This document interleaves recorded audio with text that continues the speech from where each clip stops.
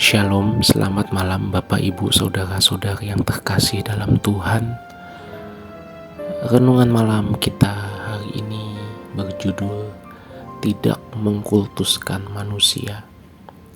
Kata kultus sendiri menurut Kamus Besar Bahasa Indonesia itu bisa menjadi memiliki arti penghormatan resmi dalam agama atau juga sistem kepercayaan, tetapi juga memiliki makna atau konotasi yang sedikit negatif, yaitu penghormatan secara berlebih-lebihan kepada seseorang, kepada suatu paham ataupun kepada suatu benda.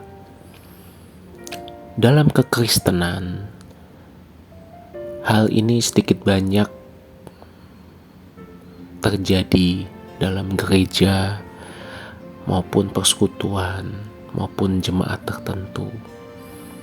Ada pendeta yang sangat identik dengan gereja tertentu. Jadi kalau kita berbicara tentang gereja A, oh ini pasti pendeta A.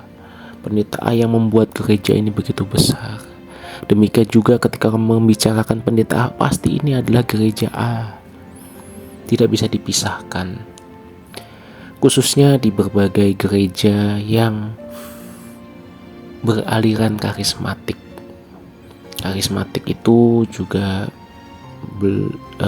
kata karismatik sendiri dalam gereja itu juga bisa bermakna adanya pemimpin-pemimpin yang memiliki karisma, sehingga jemaat, oh ini pemimpin gerejanya ini memiliki karisma, mereka mengikuti pemimpin gereja itu, pendeta tersebut.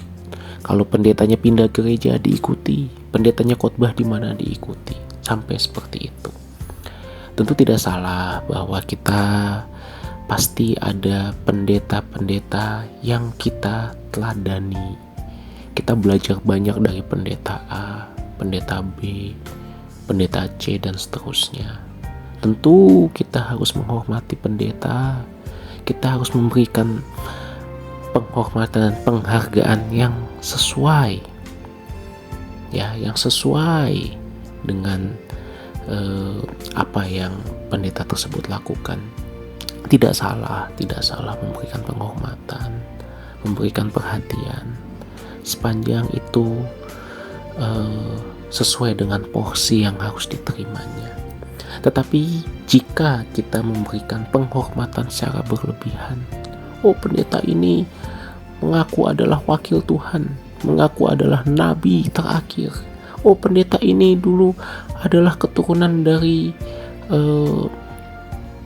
pendeta A yang dulu, ini pendeta B ini adalah anaknya. Jadi kita harus memberikan perhatian.